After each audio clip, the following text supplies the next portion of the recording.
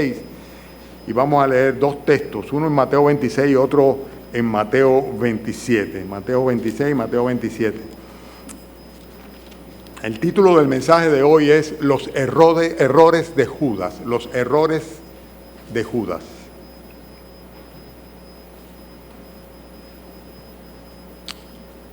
Oremos. Padre, gracias, Señor, por esta oportunidad de exponer tu palabra. Permite, Señor, que más que la exposición, Señor, sea la retención, Señor, de ella. Lo que tú con tu Santo Espíritu hagas de ella en nosotros. Como tú fijes, Señor, tus verdades y como nosotros podamos, Señor, guardarlas y respetarlas, Señor, y podemos ser beneficiados por ellas, Señor. Te pedimos tu bendición en el nombre del Señor Jesús. Amén. Vamos a quedarnos de pie para la lectura, ¿de acuerdo? Y luego entonces nos sentamos. Estamos en Mateo capítulo 26 y el versículo 45. Mateo 26, 45.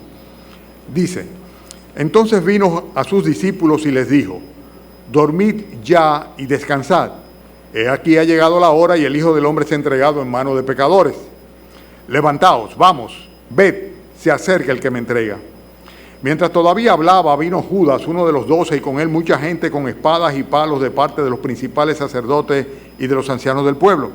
Y el que le entregaba les había dado señal diciendo: Al que yo besare, ese es, prendedle. Y enseguida se acercó a Jesús y dijo: Salve, maestro. Y le besó. Y Jesús le dijo: Amigo, ¿a qué vienes? Entonces se acercaron y echaron manos a Jesús y le prendieron. Vamos al capítulo 27. Capítulo 27, primer versículo, dice: Venida la mañana, todos los principales sacerdotes y los ancianos del pueblo entraron en consejo contra Jesús para entregarle a muerte. Y le llevaron atado y le entregaron a Poncio Pilato, el gobernador. Entonces Judas, el que le había entregado, viendo que era condenado, devolvió arrepentido las 30 piezas de plata a los principales sacerdotes y a los ancianos, diciendo: Yo he pecado entregando sangre inocente. Mas ellos dijeron: ¿qué nos importa a nosotros? Allá tú. Y arrojando las piezas de plata en el templo, salió y fue y se ahorcó. Los principales sacerdotes, tomando las piezas de plata, dijeron: no es lícito echarlas en el tesoro de las ofrendas, porque es precio de sangre. Y después de consultar, compraron con ellas el campo del alfarero para sepultura de los extranjeros, por lo cual aquel campo se llama hasta el día de hoy campo de sangre. Así se cumplió lo dicho por el profeta Jeremías cuando dijo: y tomaron las 30 piezas de plata, precio del apreciado según el precio puesto por los hijos de Israel, y las dieron para el campo del alfarero como me ordenó el Señor. Pueden sentarse, mis hermanos. Vamos a ver los errores de Judas. Sabemos que cuando se habla de Judas, casi por antonomasia podemos decir que estamos hablando de una persona que es un traidor. Y así pues no es muy común que alguien le ponga a sus hijos Judas, a pesar de que hay tantos Judas en la Biblia y algunos no fueron traidores. Pero realmente se piensa como que es lo peor que puede haber, la peor calaña es la calaña de Judas. Y no pensamos que cualquiera de nosotros puede caer en los mismos pecados, en las mismas faltas, en los mismos errores. Y de hecho, tal vez hemos caído ya en algunos de los errores de Judas. Lo primero que puedo señalar en cuanto a los errores de Judas es el hecho de que él codició lo que no le era absolutamente lícito tener.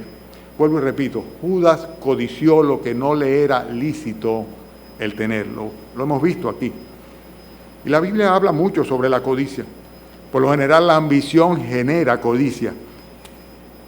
Y la palabra de Dios dice, por ejemplo, en Habacuc capítulo 2, versículo 9, «Ay del que codicia injusta ganancia para su casa, para poner en alto su nido, para escaparse del poder del mal», como si el hecho de tener dinero fuera lo más importante, porque de esa manera pues va a estar seguro, va a poner en alto su nido, va a librarse de toda maldad, cuando realmente sabemos lo insuficiente que son las ganancias para conseguir la bendición y la protección de Dios, que es la que realmente importa. El hecho es que la codicia es el mismo origen del pecado.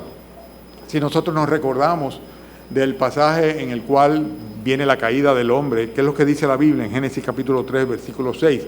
Dice que vio la mujer que el árbol era bueno para comer, que era agradable a los ojos y árbol codiciable para alcanzar la sabiduría. Y tomó de su fruto y comió, y dio también a su marido, el cual comió así como ella. Hubo codicia. Ese fue el primer pecado que trae como consecuencia la desobediencia, y la desobediencia trae la caída, y la caída pues nos tiene a nosotros en la misma condición en la cual estuvieron Eva y Adán, lejos, absolutamente ajenos a la bendición de Dios. El pecado nos aleja de Dios, nos condena, nos trae la muerte, la separación del Dios Santo, porque Dios no puede tener ningún tipo de comunión con el pecado. Y todo se origina ¿dónde? En la codicia. La codicia que viene como consecuencia de ambicionar algo que Dios realmente no quería para ellos. Dios no quería que comieran del fruto del árbol del bien y el mal. Y se lo dice desde el principio, y se lo dice muy claramente. Y le advierte, le dice: el día que de él comieres ciertamente morirás. Pero vino la codicia. Vio que el árbol era bueno y codició comer del fruto del árbol, y esto trajo la caída y la desgracia para una humanidad. Eso trajo como consecuencia el hecho de que nosotros tuviésemos que recibir al Mesías, a Dios encarnado, para pagar por la culpa que Él no cometió, muriendo en una cruz, para redimirme a mí y a ti de las consecuencias de la desobediencia. La codicia es el germen mismísimo del pecado. De hecho, Pablo habla sobre eso y diserta diciendo: yo no conociera la codicia si la ley no dijera, no codiciarás. Pero dice: pero el pecado, tomando ocasión por el mandamiento, produjo en mí toda codicia. O sea, la codicia es una cosa que sencillamente hace que los hombres caigan en pecado, en transgresión. Y es terrible eso. Lo primero que hizo Judas, y que fue un gran error, fue que él codició algo que no le era lícito tener, absolutamente. Era un hombre ambicioso, quería dinero, quería poder. Y la falta de contentamiento con lo que uno tiene es lo que hace al hombre, por así decirlo, permeable a la corrupción. Nosotros hemos estado viviendo en un país donde todavía, a pesar de que hay promesas e intentos de poner sanción sobre la corrupción, todavía vemos que siguen constantemente cometiéndose nuevos actos delictivos de corrupción. Es terrible. Y cómo la corrupción pues corrompe, la corrupción corrompe la esencia misma de una nación. No solamente la finanza, sino la naturaleza, la mentalidad, los anhelos, las aspiraciones, las posibilidades de un pueblo completamente. Pero la corrupción es terrible y viene siempre como consecuencia del hecho de que la persona no está contenta con lo que tiene. Quiere más, ambiciona, codicia. Y eso le pasó. Judas era un privilegiado. Estaba con el Señor. No le faltaba nada. El Señor tenía quienes le proveía a él y a los suyos, y a sus discípulos, lo que necesitaban. No tenía por qué preocuparse por nada. Había inclusive una bolsa en común y él era que tenía la bolsa. Él era el tesorero del grupo. O sea que realmente él sabía que había lo suficiente inclusive para poder ayudar a otros. Tanto así que en el momento en el cual él dice: no debió haberse hecho ese desperdicio, sino debió haberse tomado ese perfume para venderlo y darle algo a los pobres. Inclusive llega el momento en el cual algunos pensaron que cuando el Señor le dijo a Judas: lo que vas a hacer a los más pronto, le estaba diciendo: ve y dale algo a los pobres. O sea, que él sabía que había suficiente inclusive para dar a los pobres en la bolsa, porque él era el tesorero. Pero sin embargo su ambición era mayor. Y es terrible eso.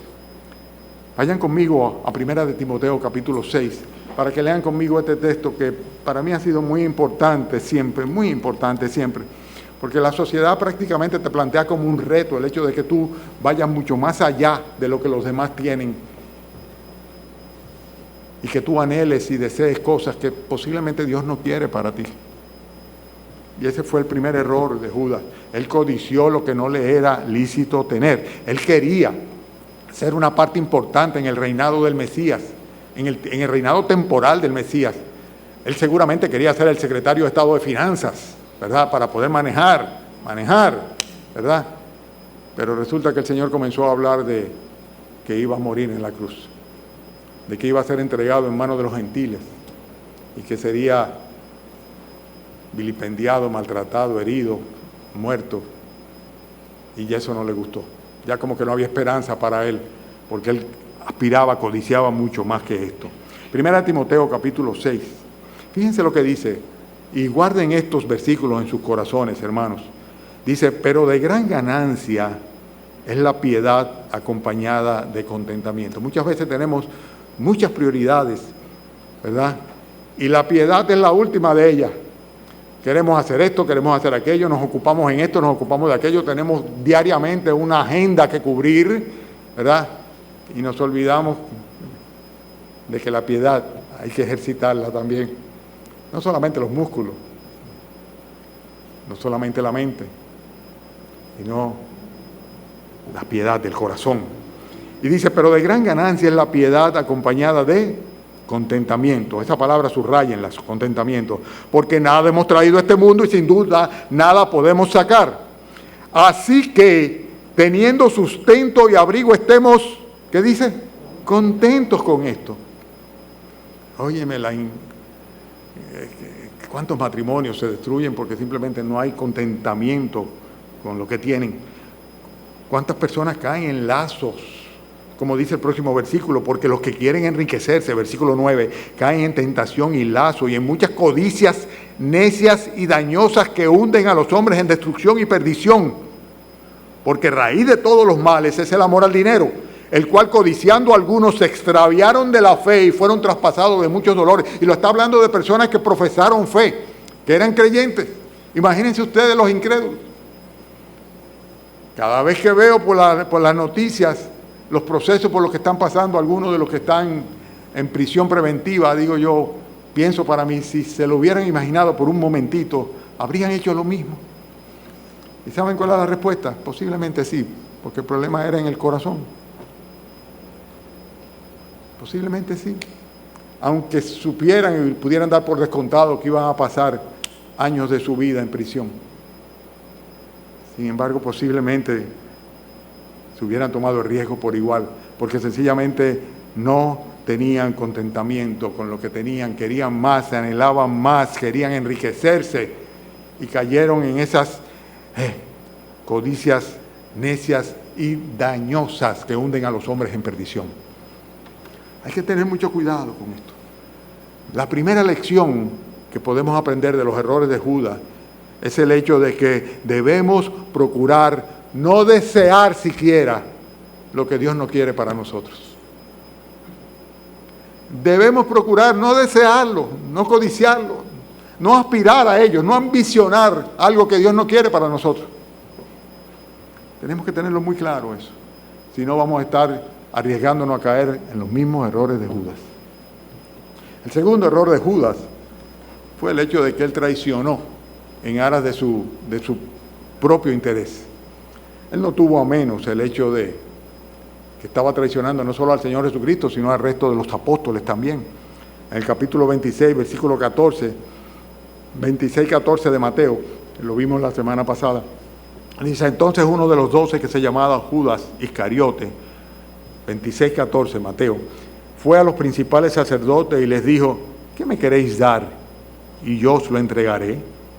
Y ellos le asignaron 30 piezas de plata y desde entonces buscaba oportunidad para entregarle. Recuérdense que había una gran cantidad de personas que estaban siguiendo con atención las enseñanzas del Señor Jesucristo. Recuérdense que apenas algunas horas antes le habían recibido con Hosanna en las alturas, bendito el que viene en el nombre del Señor. Recuérdense que el Señor tenía una serie de seguidores que estaban detrás de Él tratando de aprender o de seguirle o de conseguir lo que fuera. Los mismos que posteriormente dirían, crucifícale, crucifícale. Falsos acólitos, falsos creyentes o falsos seguidores. Pero sea como sea, no podían atraparle en medio del pueblo porque estuviera armado un tumulto. Los primeros que hubieran intervenido hubieran sido los romanos, que no podían permitir ningún tipo de sublevación o tumulto dentro de la sociedad que ellos gobernaban. Consecuentemente, Judas dijo, bueno, como aquí ya yo no tengo nada más que buscar, déjame ir donde yo pueda sacar algún beneficio del nexo que yo tengo con el Señor Jesucristo. Judas era la persona que podía indicarle dónde podían atrapar al Señor Jesucristo sin que tuviera gente en su alrededor y en qué momento. Y eso es precisamente lo que hizo él. Dice, ¿qué me queréis dar? Y yo os lo entregaré. Y le asignaron el valor de un esclavo, 30 piezas de plata. ¿Saben lo que hizo Judas? Judas le puso precio al apreciado, dice la Escritura. Dice que así se cumplió lo dicho por el profeta Jeremías cuando dijo, y tomaron las 30 piezas de plata, precio del apreciado, según el precio puesto por los hijos de Israel. Nosotros, hermanos, podemos aprender de esta desgracia. Y una cosa que debemos aprender es el hecho de que tenemos que poner muy en claro cuál es la ubicación del dinero en nuestra escala de valores. Vuelvo y lo repito, tenemos que tener muy clara en nuestra mente cuál es la ubicación del dinero en nuestra escala de valores. ¿Por qué? Porque si somos cristianos nosotros vamos a tener que pagar un precio. Y tenemos que pagar un precio por nuestros principios. Una vez me decía un amigo de la infancia, no creyente, me decía, déjate de cosas que todo el mundo tiene su precio. Lo que pasa es que hay que saber cuál es el precio de cada quien y hay que llegarle a ese precio. Yo le decía, es que no puedo aceptarlo, no puedo aceptarlo. No puedo aceptarlo. En cualquiera de los casos, nosotros sabemos que ya alguien pagó el precio por nosotros. Cristo en la cruz del Calvario para redimirnos y que somos de Él y que nos debemos a Él y que no somos nuestros. Pero, de cualquier manera, vamos a tener que pagar un precio para mantenernos firmes en los principios bíblicos y en la fidelidad al Señor. Judas traicionó al Señor. Lo traicionó ¿por qué? Porque sencillamente él tenía un interés personal que iba mucho más allá de lo que veía que le podía ofrecer el Señor Jesucristo. Él no estaba dispuesto a pagar el precio como los otros discípulos estaban dispuestos a hacerlo. Y hay dos extremos, hermanos, de los cuales debemos guardarnos. Por un lado de la mezquindad, de ser mezquinos, pero por otro lado de la avaricia. La avaricia es terrible. Cuando una persona quiere tener y tener y tener, nunca se saciará de tener. Y con tal de obtener lo que quiere, va a estar dispuesto a vender todo lo que es. Por eso, hermanos, tenemos que tener mucho cuidado con esto. Proverbios 11 dice, versículo 19, tales son las sendas de todo el que es dado a la codicia, la cual quita la vida de sus poseedores. La avaricia es terrible. Y la avaricia trae como consecuencia la idolatría, porque se convierte el dinero y las posesiones en nuestro ídolo. Y nos rendimos delante de Él. Y estamos dispuestos a lo que sea, con tal de que el Señor, dinero, se mantenga siempre de nuestro lado. Hermanos, por su interés personal, individual, egoístamente, Judas traicionó, poniéndole un precio al apreciado, al que no tiene precio, al Señor Jesucristo, apreciado por el Padre y apreciado por los suyos, por su pueblo.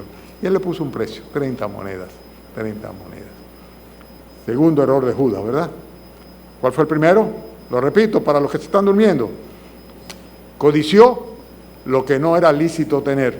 Y el segundo, traicionó en aras de su interés particular. El tercero también es algo que nos debe traer una buena lección a nosotros. Judas malversó aquello que Dios le había confiado. Ustedes han oído hablar de malversación de fondos, ¿verdad? Pues él malversó lo que el Señor le había confiado. En Juan capítulo 12, voy a leerlo para que no tengan que ir allá, dice, versículo 4, y dijo uno de sus discípulos, Judas Iscariote, hijo de Simón, el que le habría de entregar, ¿por qué no fue este perfume vendido por 300 denarios y dado a los pobres? Pero dijo esto no porque se cuidara de los pobres, sino porque era ladrón y teniendo la bolsa, sustraía de lo que se echaba en ella. Él había sido el tesorero, le habían confiado la bolsa y él estaba traicionando, malversando, malutilizando aquello que Dios le había confiado. Hay una sola forma bíblica de obtener riquezas. Escúchenme bien, sobre todo los jóvenes, escúchenme bien. Hay solamente una forma bíblica de hacerse rico. Y lo dice 2 de Tesalonicenses capítulo 3, lo leo, versículo 10. Porque también, cuando estábamos con vosotros, le dice Pablo a los tesalonicenses, os ordenábamos esto. Si alguno no quiere trabajar, tampoco coma. Porque oímos que algunos de entre vosotros andan desordenadamente, no trabajando en nada, sino entremetiéndose en lo ajeno. A los tales mandamos y exhortamos por nuestro Señor Jesucristo, que trabajando sosegadamente coman su propio pan. ¿Cuál es la fórmula? Trabajando. Es la única manera. En Efesios le repite la misma idea a los hermanos cuando dice, el que hurtaba no hurte más. Si tú eras un ladrón y ahora eres un creyente, no sigas robando, sino trabaje haciendo con sus manos lo que es bueno para que tenga que compartir con aquellos que padecen necesidad. Hermanos, del tercer error de Judas tenemos dos conclusiones Y el primero tiene que ver con el hecho de que tenemos que ser cuidadosos con la tentación del dinero fácil. ¿Por qué tanta gente cae en esos errores de esas pirámides que andan y después resulta que lo pierden todo? Esos concursos piramidales, yo no sé cómo le llaman, ¿verdad? ¿Cómo que le llaman? Fonsi. Fondos piramidales o algo así, ¿verdad? Por eso mismo, por la ambición, porque se presenta todo como muy fácil. No es fácil, tú te vas a ganar tanto, tú pones tanto y te vamos a dar tanto, y es muy fácil. Muchos caen inclusive en esos mismos tipos de errores hoy día a través de las redes sociales. Engaños. Hay que tener cuidado con la tentación del dinero fácil. Dice que trabajando con sus manos hagan lo que es bueno para que tengan entonces que compartir con el que padece necesidad. Y el que no trabaja, que tampoco come, porque nada más hay una sola manera de enriquecerse, de obtener riqueza, si es trabajando. Es la manera bíblica. No cae del cielo, no es jugando la loto. Para los que les gustan la loto, se los advierto. No pidan al Señor, Señor, bendíceme para que yo me saque este billetico. No. Esto no es lo que Dios quiere para ti. Dios no quiere que tú tengas 1 millón de pesos, 2 millones ni 10 millones de un momento a otro. No, Dios no quiere eso. Hay que tener cuidado, en primer lugar, con la tentación del dinero fácil, y en segundo lugar, con la dádiva, porque la dádiva corrompe. Hay muchos pasajes en la Biblia que hablan sobre esto, hay que tener mucho cuidado. Los de ustedes que tengan posición de autoridad, tengan cuidado con los regalos. Yo estuve casi 30 años enseñando en la universidad. Y en esos 30 años solamente acepté una vez un regalo de un estudiante. Y fue un bizcocho que al final del año llevó a mi casa y lo dejó allá y sencillamente se lo acepté, porque no podía devolvérselo, no debía devolvérselo, hubiera sido un desaire. Y no lo hizo, era un estudiante brillante, o sea, no lo hizo en pro de conseguir ningún favor. Pero hay que tener mucho cuidado, porque en la posición de profesor, pues no fueron pocas las veces que alguno quiso, ¿verdad?, conseguir el favor a través de algún tipo de atención o presente. Si usted está en una posición de autoridad, tenga mucho cuidado, no reciba dádivas, porque las dádivas corrompen el corazón, y la Biblia habla mucho sobre ello, pero no puedo citar tantos versículos. Mucho cuidado. Él malversó lo que Dios le había confiado. Eso hizo Judas precisamente. Hizo una forma ilícita de obtener riquezas. Hay una buena manera, una manera correcta de utilizar el dinero. Yo quiero aprovechar la coyuntura para hablar sobre esto. Y quiero hablar de la distribución del dinero. Muchos conflictos en los matrimonios vienen como consecuencia de que yo fui que puse el dinero, yo fui que lo trabajé. Cuando sabemos que en un matrimonio, si son una sola carne, ¿cuánto más debe ser una sola bolsa la que haya? Una sola cartera, un solo fondo. No importa cuál sea la procedencia, si es de tu trabajo o del mío, somos uno, y uno en todo. Por eso dejamos a nuestro padre y nuestra madre para ser uno. Pero hay muchas veces que no lo hacen así. Cada quien considera, bueno, esto es lo mío, yo lo gasto en esto, y yo puedo colaborar con la casa con esto, y se reparten las responsabilidades. ¡Qué tremendo error! Están dividiendo el matrimonio desde el principio. Y los problemas financieros dividen mucho los matrimonios. Y no necesariamente los problemas financieros como consecuencia de la escasez, de que no haya, sino a veces porque hay mucho, pero no tienen la misma escala de valores para utilizarlos. Por eso es tan importante saber cuál es la manera bíblica correcta de utilizar o emplear el dinero. En primer lugar, la Biblia dice que debemos sacar para el Señor las primicias. O sea, tiene que ver con lo que dice Proverbios 3:9, cuando dice, honra a Jehová con tus bienes y con las primicias de todos tus frutos. Lo primero que debe estar en la lista de gastos mensuales, si se quiere llamar gastos o de inversiones o como tú le quieras llamar, es lo del Señor. Lo que tú de tu corazón has dispuesto para honrar al Señor como una ofrenda especial para Él. Y esto no debe fallar, debe sacarse primero y aparte. Tu ofrenda, tu diezmo, como tú le quieras llamar, lo que tú determines en tu corazón delante de Él. Pero no puede dejarse de último. Seguramente si lo dejan de último no va a alcanzar. Se va a quedar para el próximo mes, ¿verdad? Así que por ahí tenemos que comenzar. Luego están las necesidades. Es importante que los dos cónyuges estén claros y los hijos también en cuanto a cuáles son las prioridades en los gastos, para que ni siquiera se alienten a aspirar a cosas que no son prioritarias. El alimento, por ejemplo, es una responsabilidad. Acuérdense, sustento y abrigo son dos cosas fundamentales. La salud es fundamental. Tener un vestido, una vivienda, eso es fundamental. Entonces eso hay que sacarlo aparte. Primero, la misma educación de los hijos. Necesidades como el transporte, cómo llegar a un sitio o a otro, que no tiene que ser necesariamente en un Mercedes-Benz, porque tantas son las opciones. Pero hay una serie de cosas que son necesidades. Luego de las primicias para el Señor, entonces vamos a cubrir las necesidades de la familia. O sea que el club o el salón de belleza o el fin de semana en tal lugar o tal otro no es prioritario de ninguna manera. En tercer lugar, la Biblia nos habla de que debemos ayudar a los demás también. Y nos da una exhortación preciosa cuando dice en Proverbios capítulo 19, versículo 17, a Jehová presta quien da al pobre. Hay hermanos que tienen necesidad. Y qué bueno que podemos producir y ayudar a otros que están pasando por necesidades. Dios utiliza a sus hijos de manera de que sus hijos no pasen necesidad ni escasez. La cuarta cosa es el ahorro.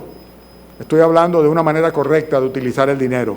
Las primicias para el Señor, las necesidades, cubrirlas, luego las ayudas que debamos dar. Y en tercer lugar, entonces vamos a tratar de ahorrar. El ahorro. Dice Proverbios 30, versículo 24, 4 cosas son de las más pequeñas en la tierra, y las mismas son más sabias que los sabios. Las hormigas, pueblo no fuerte, y en el verano preparan su comida, etcétera, etcétera, etcétera, etcétera. Dice, las hormigas son hormiguitas. Dice, pero cuando viene el verano, preparan su comida, ahorran, llenan sus nidos de alimentos, de manera que cuando venga el invierno, que no va a haber alimento, no va a haber dónde salir, venga la helada, ¿verdad? Dice, van a tener. Por eso, luego del ahorro, viene la inversión. A veces queremos invertir cogiendo prestado, metiéndonos en líos. No, que eso es una buena inversión. ¿Qué buena inversión? Tú tienes el dinero para ello. Sale de tus ahorros. Entonces no le llama inversión.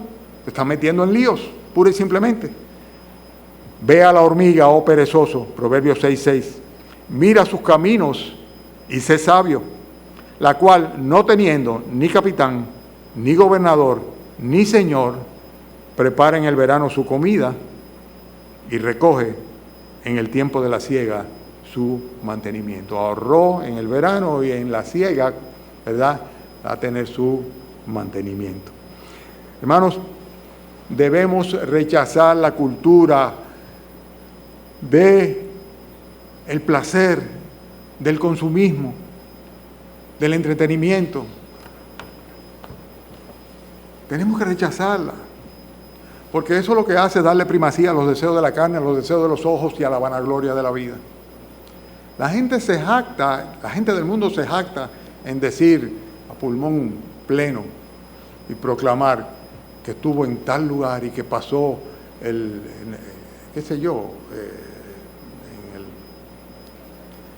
la mente va más rápida que la palabra, que pasó en el norte esquiando, que te pasó con el resort tal, o que se fueron a tal sitio. Se jactan a abrir la boca. Esas son la gente del mundo. En lo que comió, en lo que bebió, el restaurante a que fue. Son cosas completamente innecesarias. ¿Qué tienen de malo? Depende.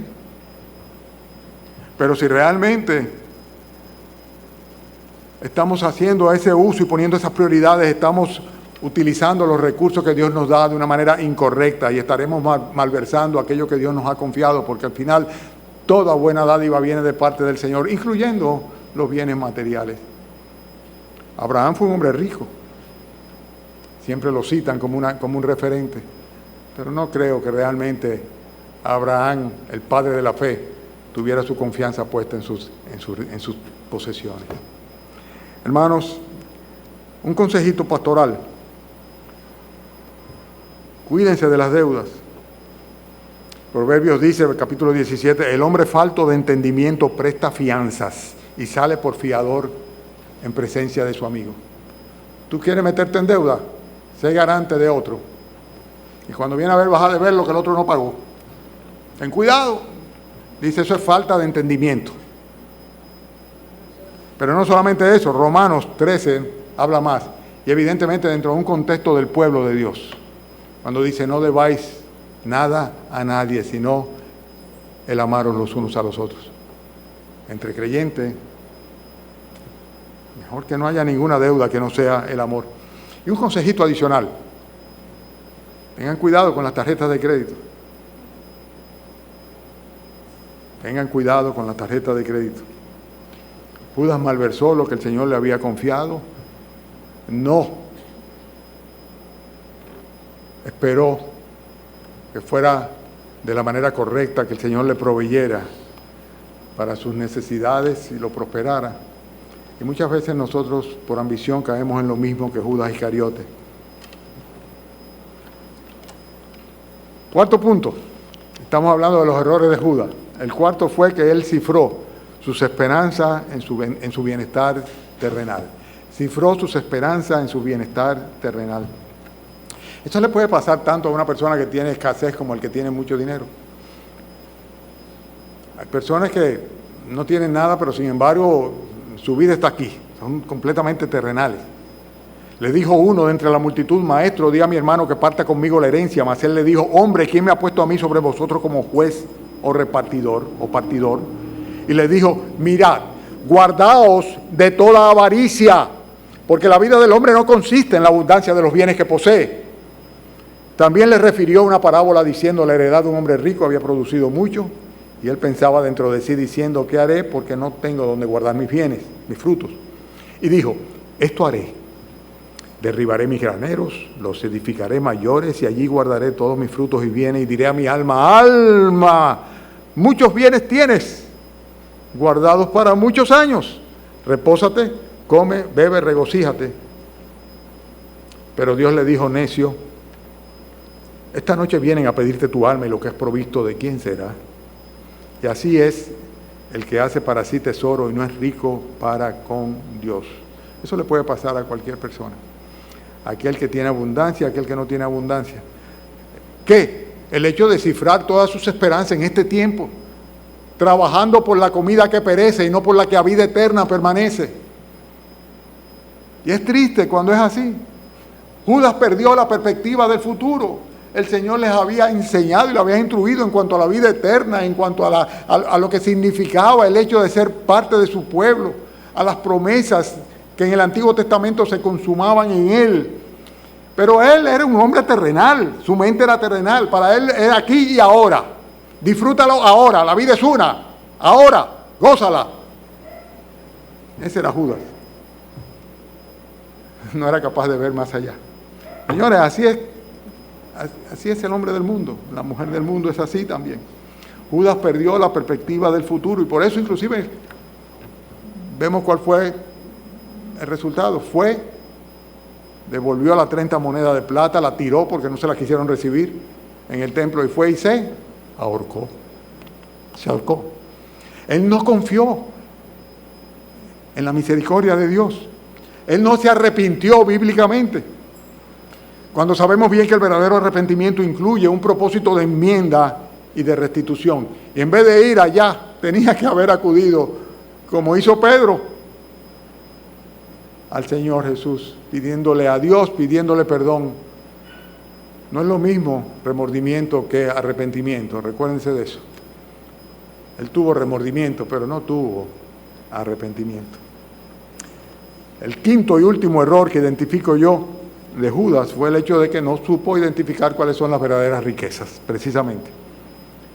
Que es lo que dice la Biblia, que la bendición de Jehová es la que enriquece. Recuérdense ese versículo siempre, a mí me encanta. ¿Verdad? La bendición de Jehová es la que enriquece y no añade tristezas con ella. Eso es lo que debemos aspirar nosotros.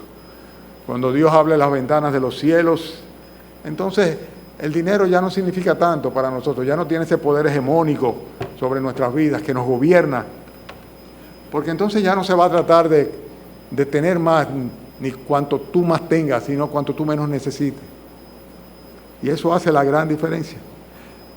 Entonces, nuestra mente y nuestros corazones se van a llenar de contentamiento cuando sea Dios el que bendiga.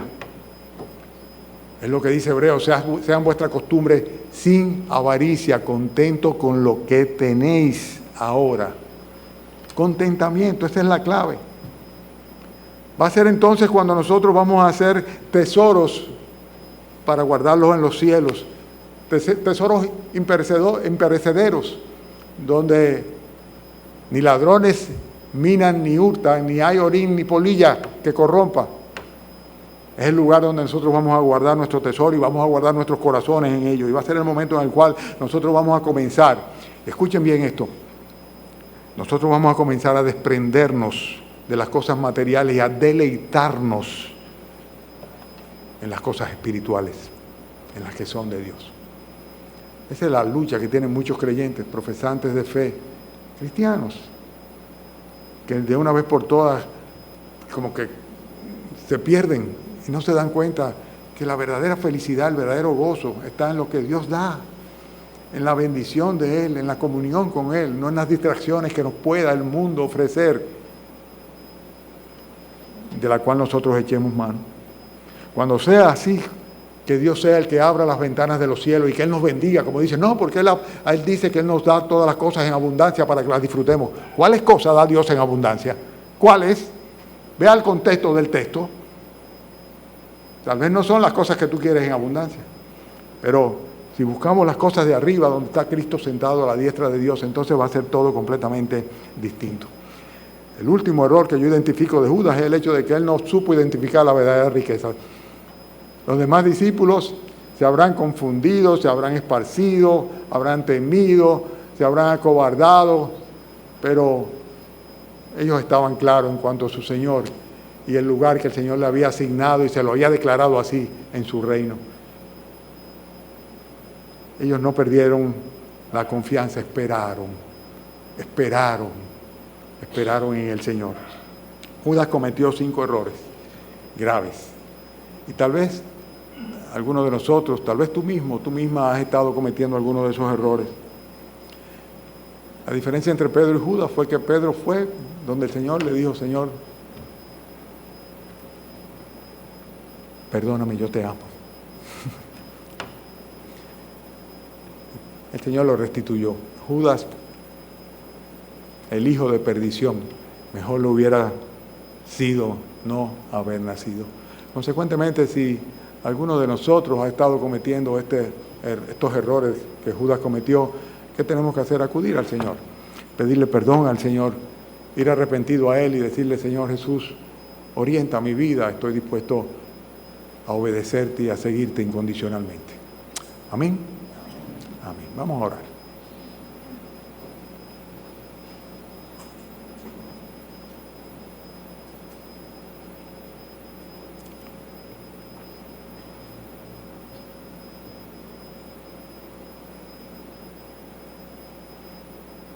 Padre, teniendo a Jesucristo, tu Hijo, en nuestros corazones, estamos contentos con lo que tenemos.